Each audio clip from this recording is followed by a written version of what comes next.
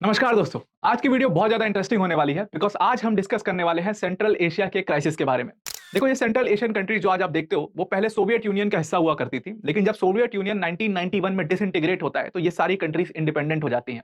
लेकिन इन कंट्रीज के बीच में बहुत सारे इश्यूज हैं और इन इश्यूज की वजह से अगर आप फिगर्स की मानो तो 2011 से लेकर के 2023 तक 200 से भी ज्यादा आर्म कॉन्फ्लिक्ट्स हो चुके हैं।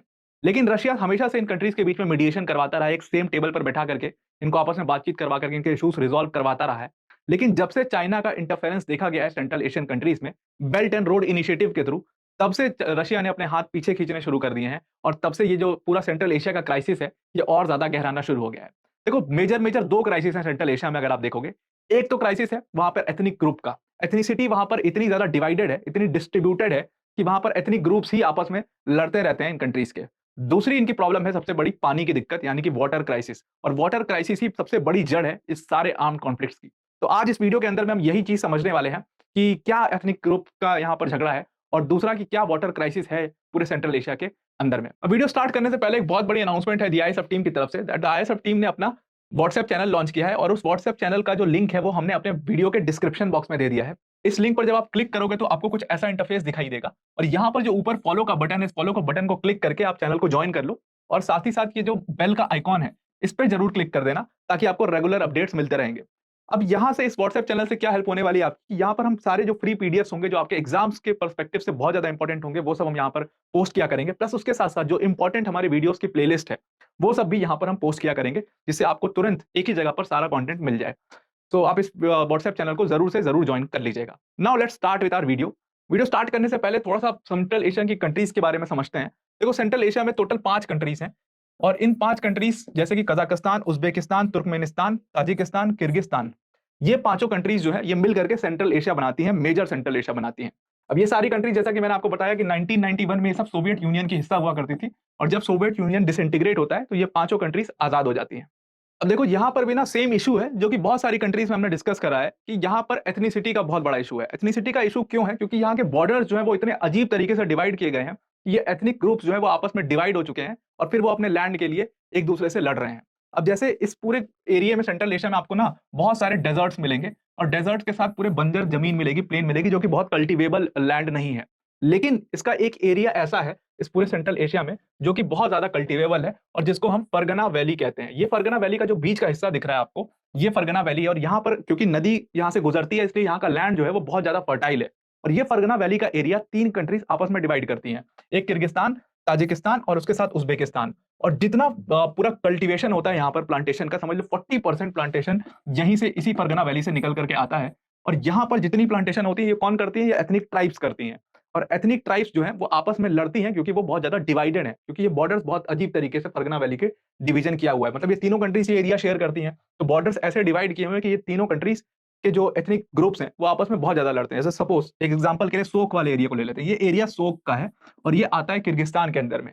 लेकिन यहाँ पर जो पॉपुलेशन है वो ताजिक्स पॉपुलेशन है, मतलब ताजिकिस्तान की जो एथनिक ग्रुप है उसकी मेजर लोग यहाँ पर रहते हैं और वो लड़ते रहते हैं कि हमारे इस एरिया को ताजिकिस्तान के बॉर्डर में मिलाओ। ठीक है, अब इस वाले मैप से आप देखो कि किस तरीके से यहाँ की जो एथनिसिटी है वो इतनी ज्यादा इंटरमिक्स है।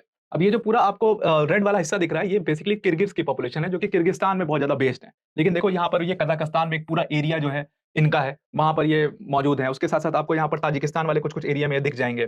ठीक है, और वहीं पे ऑरेंज वाला जो एरिया है वो ताजिक्स पॉपुलेशन को दिखाता है। तो ताजिक्स देखो फरगना वैली में, यहाँ उज्बेकिस्तान वाले एरिया में है, यहाँ पर उज्बेकिस्तान वाले एरिया में है। तो इस तरीके से इनकी एथनिसिटी इतनी ज्यादा मिक्सअप है कि हमेशा जो है अपनी एथनिसिटी को लेकर के, अपने लैंड को लेकर के आपस में बहुत ज्यादा लड़ाई करते हैं और वो लड़ाई इतनी बढ़ जाती है कि आर्म कॉन्फ्लिक्ट के अंदर में चली जाती है। प्लस कोई बहुत स्ट्रांग गवर्नमेंट नहीं है इन सब देशों में और इसकी वजह से ये जो एथनिक ग्रुप्स हैं ये बहुत ज्यादा पावर होल्ड करते हैं और पावर होल्ड करने की वजह से इनके पास बहुत ज्यादा आर्म्स भी हैं और आर्म्स की वजह से ये बहुत ज्यादा आपस में लड़ते रहते हैं। अब इसके बाद अगर आप देखोगे पूरे सेंट्रल एशिया में, तो देखो सेंट्रल एशिया जो है ना पूरा, उस पूरे सेंट्रल एशिया की 2 जान है। एक यहाँ पर ऊपर है सिर डारिया रिवर और ये नीचे वाला अमू डारिया रिवर। ये सिर डारिया रिवर और अमू डारिया रिवर जो है पूरे सेंट्रल एशिया के बीचों बीच से गुजरती हैं। अब ये जो पूरी रिवर है इस तरीके से काम करती हैं कि यहाँ से पूरे बीचों बीच से गुजरती है और उससे हर कंट्री को फायदा है, हर कंट्री उसका पानी यूज करती है। और ये दोनों रिवर जा करके अराल सी में अपना पानी गिराती हैं और अराल सी जो है आपको पता है सूखना शुरू हो गई है। तो अभी मैं बताऊंगा आपको कि उसका पीछे का रीजन क्या है और पूरा इशू कहाँ से शुरू होता है। अब देखो, ये सारी कंट्रीज ना आपस में को एग्जिस्ट करती हैं, एक दूसरे को डिवीजन के बेसिस पर एग्जिस्ट करती हैं। कैसे? जैसे कजाकिस्तान में कोल का माइनिंग होती है। ठीक, तो ये कोल माइनिंग के लिए जाना जाता है। उज़्बेकिस्तान में कॉटन की बहुत ज़्यादा प्लांटेशन होती है और टॉप 10 कॉटन प्रोड्यूसर्स में से एक आता है उज़्बेकिस्तान। तो उज़्बेकिस्तान कॉटन के लिए जाना जाता है। नीचे आपको जो हिस्सा है ये तुर्कमेनिस्तान का है और तुर्कमेनिस्तान अपनी एलएनजी के लिए जाना जाता है और यही एलएनजी तुर्कमेनिस्तान ने चाइना को बेचना शुरू कर दिया है अब, ठीक है? और उसके बाद इधर की जो दोनों कंट्रीज़ हैं यानी कि किर्गिस्तान और ताजिकिस्तान, ये दोनों कंट्रीज़ अपने हाइड्रो इलेक्ट्रिक पावर प्रोजेक्ट्स के लिए जानी जाती हैं। अभी जो अमू दारिया रिवर है और सिर दारिया रिवर है, ये दोनों रिवर्स इन्हीं दोनों कंट्रीज़ से शुरू होती हैं, यानी ओरिजिन होता है इनका इन दोनों कंट्रीज़ में, किर्गिस्तान और ताजिकिस्तान में। किर्गिस्तान और ताजिकिस्तान अपस्ट्रीम पर हैं और बाकी कंट्रीज़ जो हैं वो डाउनस्ट्रीम पर हैं, इस बात का ध्यान देना। अब प्रॉब्लम कहाँ से शुरू होती है? प्रॉब्लम शुरू होती है यहाँ उज़्बेकिस्तान से। अब देखो उज़्बेकिस्तान जो है वो बिल्कुल सेंटर में है और उज़्बेकिस्तान में होती है कॉटन प्लांटेशन और कॉटन प्लांटेशन के लिए चाहिए बहुत सारा पानी। अब उज़्बेकिस्तान ने क्या किया कुछ साल पहले कि यहाँ पर जो जा रही थी रिवर अमू दारिया रिवर का बहुत सारा पानी उज़्बेकिस्तान ने डाइवर्ट करके कनाल के थ्रू अपने कॉटन प्लांट्स में ले लिया, जिसकी वजह से पानी जो है वो अराल सी में जाना कम होने लगा धीरे-धीरे और बहुत कम हो गया बाद में। देखो एक तो क्लाइमेट चेंज की प्रॉब्लम है ही।